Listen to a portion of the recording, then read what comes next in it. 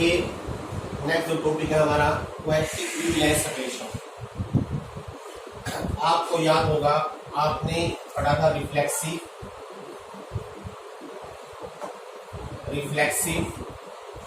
Symmetric and transitive. अब equivalence क्या होती है?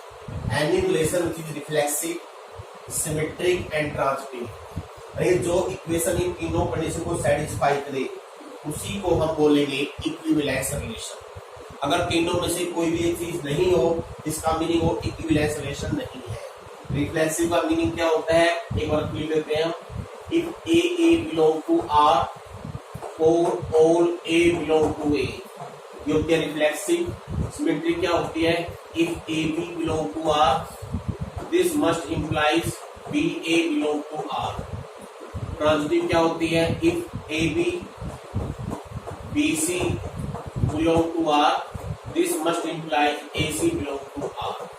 अगर ये तीनों चीजें हो जाएं तो हम कहेंगे जो गिवन रिलेशन है वो इक्विवेलेंस रिलेशन है। कैसे? कुछ एग्जांपल देखिए। एग्जांपल नंबर ये सेकंड है आपकी बुक में। So that relation R on A set क्या है? x belong to z and 0 less than equal to x less than equal to 12। इसका मीनिंग 0 से लेकर 12 तक इंटीजर्स का ए सेट है और रिलेशन डिफाइन कर रखी है a relate to b if mod of a minus b is a multiple of 4। Prove that it is an equivalence relation and also find all the set of elements which are related to 2।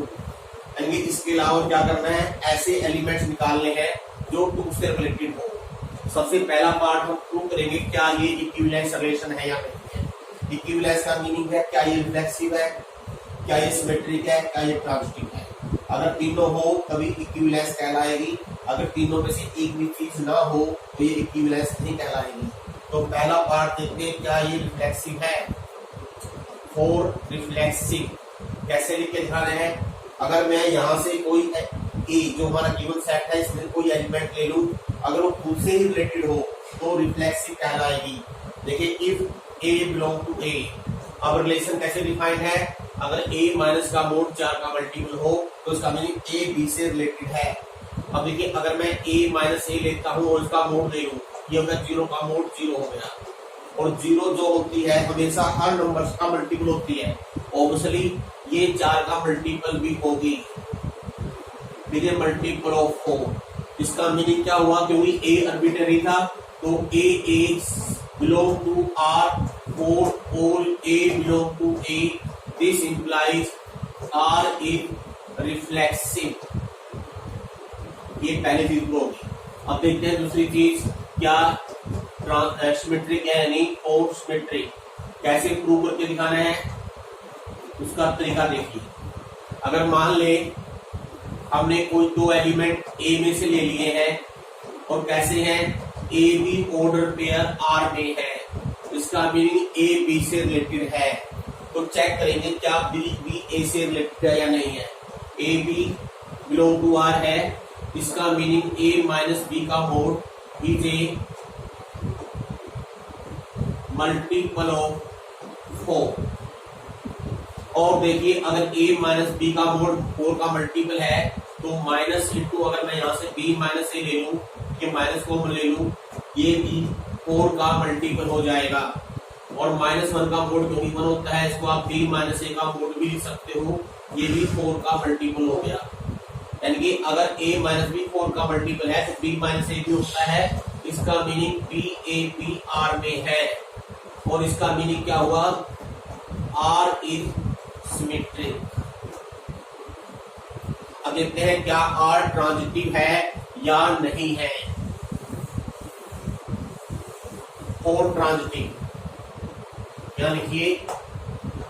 और transitive कैसे लेंगे? कोई 3 element लेंगे, let a b c belong to a। और A B सी कैसे लेंगे कि A B और बी सी दोनों ही ऑर्डर पेयर आर में है।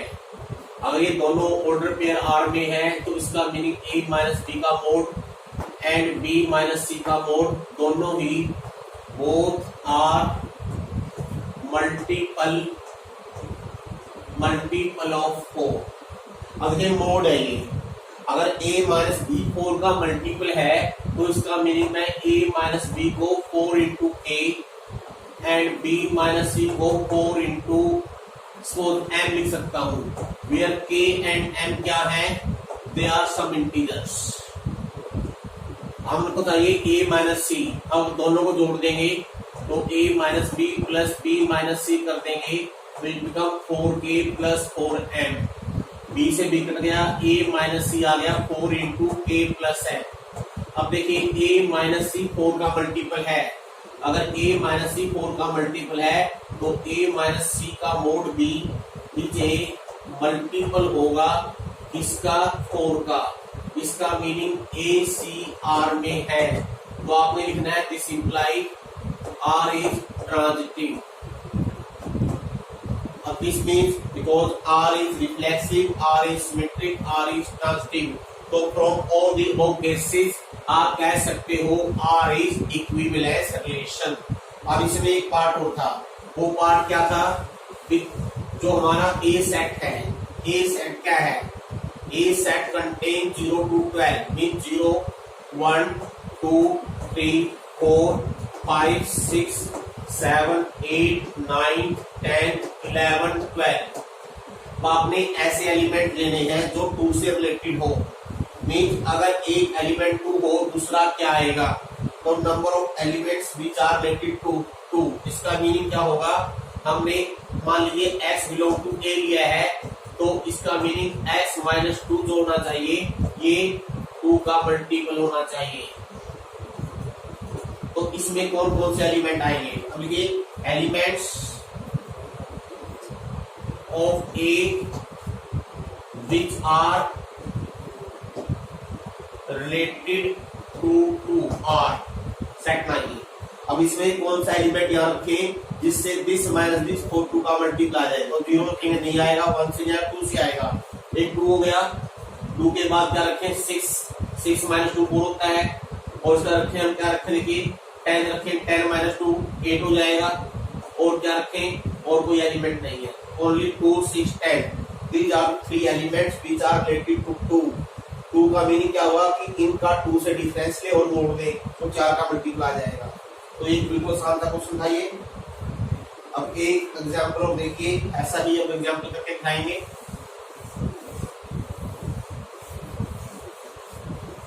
इससे जो नेक्स्ट एग्जाम्पल है वो क्या है, सेम ऐसा एग्जाम्पल है। इसमें क्या है, आर इज ए रिलेशन, ये एग्जाम्पल नंबर 4 है। R is a relation on set A, इसमें सेट है 1 2 3 4 5 और रिलेशन डिफाइन कर रखी है R order pair A B if A minus B का mod is even, prove that it is an equivalence relation. Same question है जो इससे पहले वाला था, वैसे इवन है, इवन का मीन 2 का मल्टीपल, इससे तीसरा क्वेश्चन है 4 का मल्टीपल। सेम उसी तरह से आपने प्रूव करना है रिफ्लेक्सिव सिमेट्रिक ट्रांजिटिव। अगर रिफ्लेक्सिव सिमेट्रिक ट्रांजिटिव आपने खुद प्रूव करके देखना है। हम इसका सेकंड पार्ट कर रहे हैं। सेकंड पार्ट क्या है, शो दैट, ये इसका सेकंड पार्ट है, ये show that elements of this set are related to each other, all the elements of are related to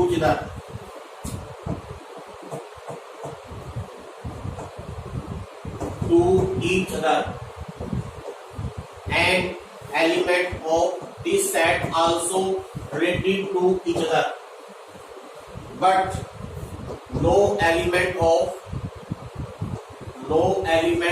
1 3 5 is related to any element of 2 4। ये पार्ट करते हैं। इसका मीनिंग क्या है, इस सेट के सभी एलिमेंट आपस में रिलेटेड है, इस सेट के सभी एलिमेंट्स आपस में रिलेटेड है, लेकिन अगर हम एक एलिमेंट इस सेट से लें और कोई दूसरा एलिमेंट इस सेट से लें, वो आपस में रिलेटेड नहीं है। कैसे देखिए, आप ऐसे कर लीजिए, मान लीजिए इस सेट को मैं A1 मान लूं, इस सेट को मैं A2 मान लूं। अब देखिए, अगर मैं A और B कोई दो एलिमेंट ले लूं A1 में से, क्लियरली अगर हम A माइनस B का मोड लेंगे, चाहे A और B कुछ भी हो, चाहे A1 हो या 3 हो या 5 हो, B कुछ भी हो, ये तीनों ओड नंबर है और हम जानते हैं ओड नंबर का डिफरेंस इवन होता है और इवन का मोड इवन होता है, इसलिए मल्टीपल ऑफ इज इवन। यानी कुछ भी ले लें, इसका meaning all elements of A1 are related to each other.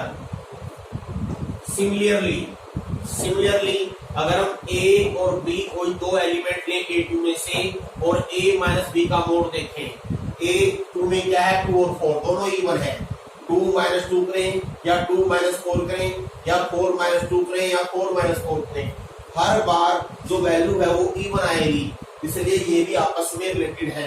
तो क्या लिखोगे, this mean all the elements of A2 are correlated. Third part क्या है, अगर यहां से कोई एलिमेंट ले ले, लेकिन इफ मान लीजिए A तो मैंने लिया A1 में से और B ले लिया A2 में से, तो हम देखेंगे A माइनस B का मोड क्या आएगा। अगर A ओड हो दूसरा इवन हो, उनका डिफरेंस क्या होता है, इट इज नॉट इवन, ये इवन नहीं आएगा क्योंकि ओड होता है ये, इसलिए A1 का कोई भी element, no element of this set is A1 is related to any element of A2। ये पार्ट मैंने आपको दिखा दिया कैसे लिखना है आपको। और क्वेश्चन देखिए जो अलग सा क्वेश्चन करेंगे। Now I take the example number 9, जो अलग सा एग्जांपल है वो करेंगे, सभी का एग्जांपल करने पॉसिबल नहीं है। एक एग्जांपल नंबर 9 देखिए, 9 let n is the set of natural number and r is a relation of n cross n defined by a b। अब जो सेट ले रखा है वो n क्रॉस n है, दैट इज कार्टेशियन प्रोडक्ट, जो उसका एलिमेंट होगा वो ऑर्डर पेयर के रूप में होगा a b relate to c d if and only if they satisfy this condition, AD into B plus C is equal to BC into A plus B। अगर एक ऑर्डर पेयर दूसरे order pair से related होगा, if these order pair satisfy these equations, तो अगर ये दे रखा हो तो क्या ये इक्विवेलेंस है। पहले इस पढ़िए सब मीनिंग क्या है, A B order pair relate to C D, क्या है वहां ए डी क्या हो गया, फर्स्ट और लास्ट का प्रोडक्ट, और यहाँ क्या आ गया बीच वाले दो का प्रोडक्ट। राइट हैंड साइड क्या है, बीच वाले दो का प्रोडक्ट और सम के रूप में है फर्स्ट एंड लास्ट। इसको आपने इस तरीके से याद रखना है। तो आपने प्रूव करना है क्या ये इक्विवेलेंस रिलेशन है या नहीं है। ठीक, इसको एक तरीके से लिख सकते हो आप। अगर बीसी को उधर ले जाओ, थोड़ा आसान हो जाएगा याद करना, तो इसको हम बीसी सारे एक तरफ लिख ले और एडी एक तरफ लिख ले। अब ये बन गया 1/c plus 1/b equal to 1/d plus 1/a, और you can write 1/b plus 1/c equal to 1/a plus 1/d। तो ये सान है, इसकी बजाय हम ये देखेंगे यानी हमने अब क्या हो गया, अगर A B relative C D है दे सेटिस्फाई दिस। अब ये क्या हो गया, sum of reciprocal of means, mean भी बीच वाली value equal to sum of reciprocal of end points. अब ये पहले कोई चीजें हैं, पहले for reflexive,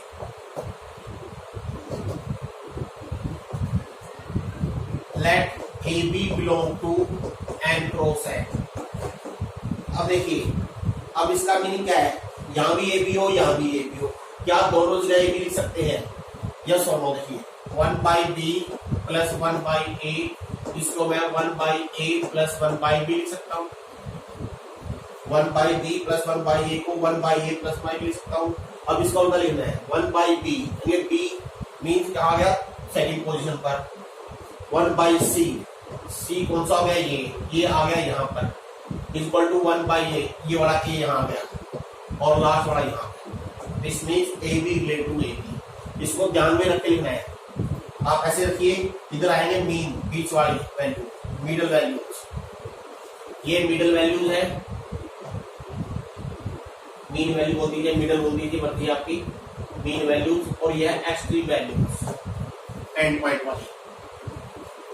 now this means R is reflexive. Now for symmetry,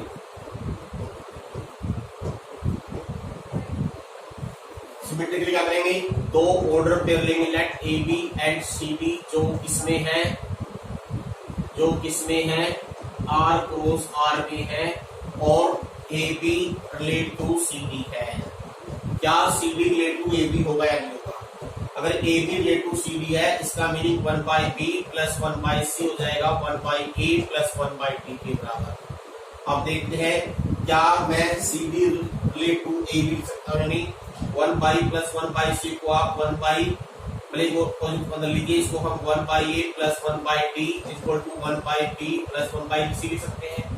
अब यहाँ से मैं इसको 1 by D plus 1 by A equal to 1 by C plus 1 by B लिख सकता हूँ। इसका meaning C D relate to A B हो गया। इसमें सी डी रिलेट टू, इसको हम ए बी लिख सकते हैं।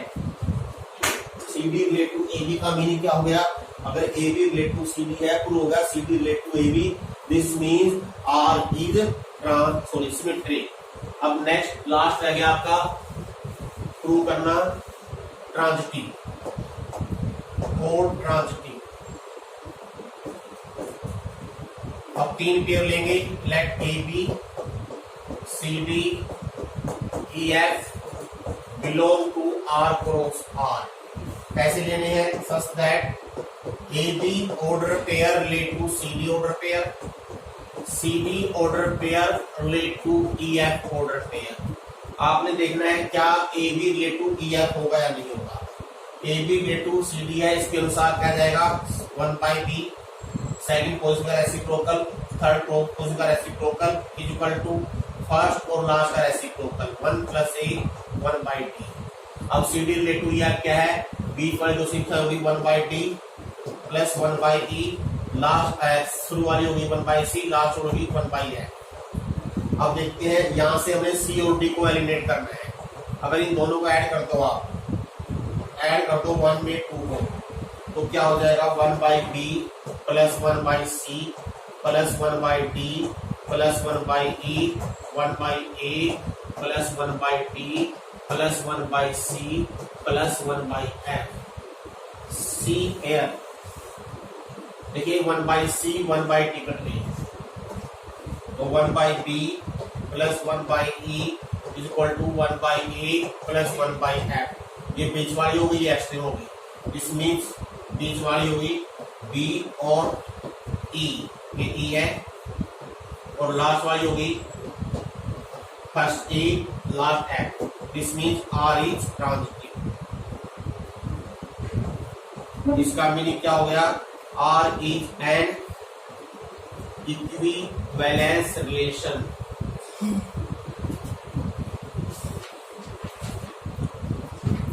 अब क्योंकि इतने सारे क्वेश्चन पॉसिबल नहीं है, इसके अलावा जो क्वेश्चन आपको नहीं आए यू कैन आस्क। आज के लिए बस।